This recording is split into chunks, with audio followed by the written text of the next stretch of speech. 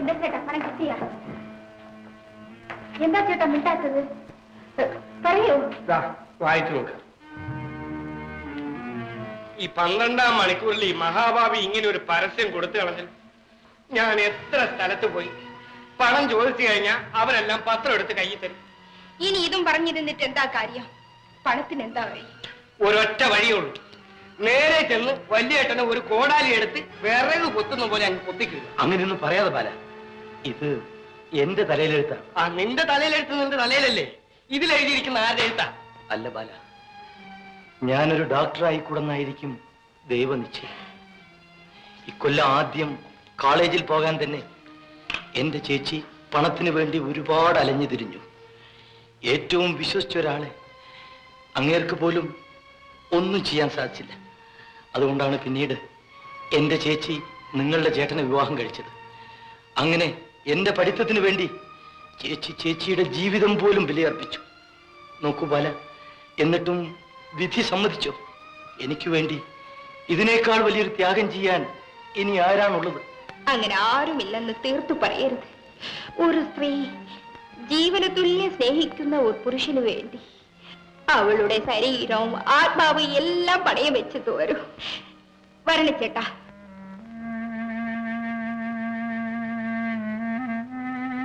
പറയണ ചേട്ടാ, ഞാൻ അങ്ങനെ ചെയ്യട്ടെ?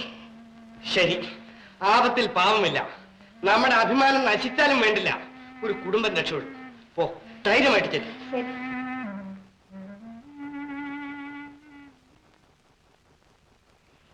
അല്ല, ഇതാര്? നമ്മുടെ ഗോപി സാറോ? കണ്ടിട്ട് വളരെ കാലമായല്ലോ. ഇപ്പൊ ഈ ഹോട്ടലിലൊന്നും എത്തി നോക്കുന്നില്ലല്ലോ സാറേ. എന്തിനാ എത്തി നോക്കുന്നത്? തന്നെ കൊണ്ടൊന്നും ഒരു ഉപകാരമില്ല. എന്താ സാറേ അങ്ങനെ പറയുന്നത്? നാളെ ഇവിടെ വന്നൊരു പെണ്ണിന്റെ മേൽവിലാസം ചോദിച്ചിട്ട് താൻ തന്നോ?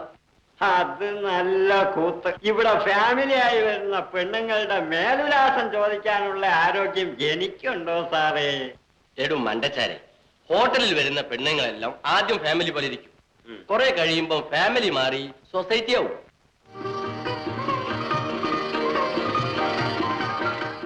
അതാ ഒന്ന് വരുന്നുണ്ട്. അതും തന്റെ ഫാമിലിയാണോ? ആരെന്നറിഞ്ഞുകൂടാ സാർ, പുത്തനാ. ഞാൻ ഇന്ന് ആദ്യം കാണുക. ആരാന്ന് അന്വേഷിക്കും.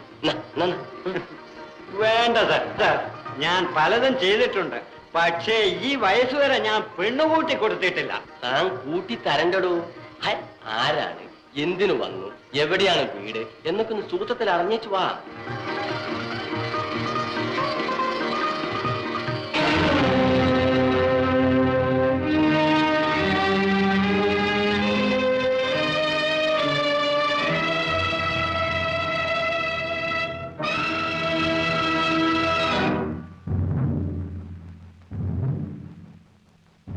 രക്ഷയില്ല സാർ, അങ്ങ് കേന്ദ്രത്തിലാണ് പിടി.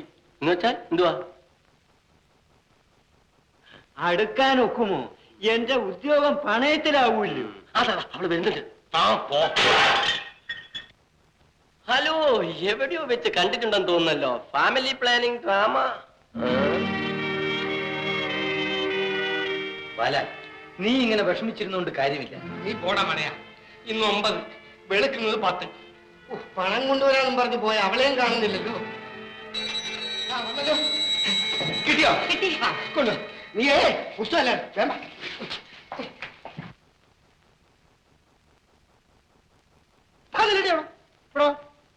എന്താണ് ഇത്?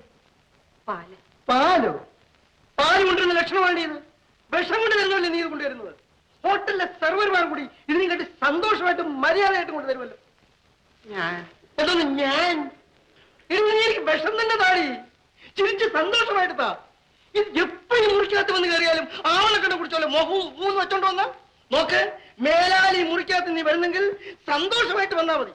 അല്ലെങ്കിൽ ഇന്ന് ഈ നിമിഷം ഞാൻ വീട്ടിൽ പോകും. അയ്യോ, നിൽക്കണം. അവിടെ ഇരിക്കണം.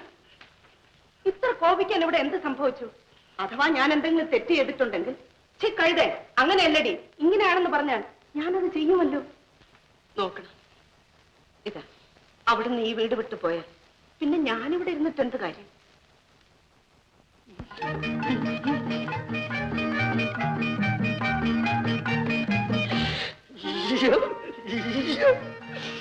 ഇതിനു മുമ്പ് നീ ഇങ്ങനെ സംസാരിക്കുകയോ സന്തോഷമായിട്ടിരിക്കുകയോ ചെയ്തിട്ടുണ്ടോ? അയ്യോ, അതുകൊണ്ടല്ലേ പിന്നെ എനിക്ക് ദേഷ്യം വന്നത്. ഇപ്പൊ എന്ത് സന്തോഷം. എന്ത് പാലുടി പാലുടി എനിക്ക് പാലുടി. അയ്യോ, ഇന്ന് വിശ്രമമാണെന്ന് തോന്നണല്ലോ. പിന്നെ എന്തെല്ലാം വിശേഷങ്ങൾ എത്ര കാലമായി കണ്ടിട്ട്. ഞാനോ താൻ എതിരിവിടെ വന്നു. അത് കൊള്ളാം. ഞാൻ ആരെന്നോ 7-8 വർഷങ്ങൾക്ക് മുമ്പ് ഒന്നിച്ച് പണം മുടക്കി, ഒന്നിച്ച് കോൺട്രാക്ട് എടുത്ത്, ഒന്നിച്ച് കള്ളത്തരം ചെയ്ത്, ഒന്നിച്ച് ഊട് കഴിച്ച്, ഒന്നിച്ച് കിടന്ന് ഉറങ്ങിയതൊക്കെ മറന്നു പോയെന്ന് വന്നാൽ. മറന്നോ മറന്നില്ലയോ, താൻ ഇപ്പൊ ഇങ്ങോട്ട് എന്തിനു എഴുന്നള്ളി? നിങ്ങൾക്ക് എന്താ ഇത്ര കോപം? കോപമോ? ഞാൻ ഏത് അവസ്ഥയിലാണ് ഇവിടെ ഇരുന്നിരുന്നതെന്ന് എനിക്കറിയോ? ഏത് പരുവത്തിലാണ് ഞാൻ ഇവിടെ ഇരുന്നിരുന്നത് എനിക്കറിയോ? നമുക്കൊക്കെ ഇനി എന്തോന്ന അവസ്ഥ കരുണാരനായരെ. ഞാൻ വന്നത് മറ്റൊന്നിനുമല്ല. എന്റെ മകനെ ഒരു വിവാഹം ആലോചിക്കാമെന്ന് വിചാരിച്ചു വന്നതാണ്. ആരെ? വേഗം പറഞ്ഞു തൊലയ്ക്കൂ. നിങ്ങളുടെ ഇളയ സഹോദരിയെ. എന്റെ സഹോദരിയോ? നിങ്ങളുടെ മകനോ? സദാ കള്ളും കുടിച്ച് ഓടയിലും റോഡിലും കിടക്കുന്നതല്ലേ നിങ്ങളുടെ മകൻ? ഓഹോ, അവനെ എനിക്കറിയാം.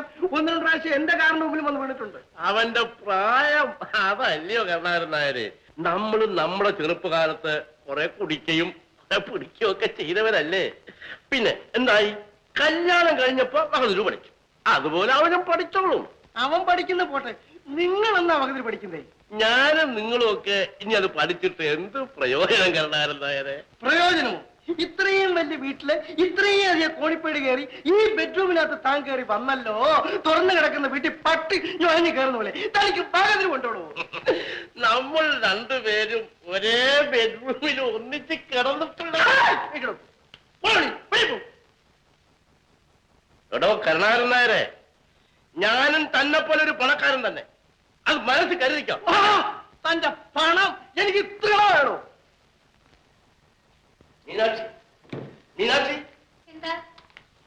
ആ കോൺട്രാക്ടർ കരുണാരൻ പിള്ളയ്ക്ക് നിന്റെ കൈ കൊണ്ട് നീ എത്ര തവണ ചോറ് വിളമ്പി കൊടുത്തിട്ടുണ്ട്? ഇപ്പൊ ചോദിക്കാൻ കാരണം? അയാള് എന്റെ മുഖത്ത് നോക്കി ഞാൻ ആരാണെന്ന് ചോദിച്ചു. വീട്ടിൽ ഇറങ്ങി പോവാൻ പറഞ്ഞു. അയാളോ? അതെ, വരട്ടെ. ഒരു സ്വപ്നം കണ്ട് നേരം വിളിക്കില്ല.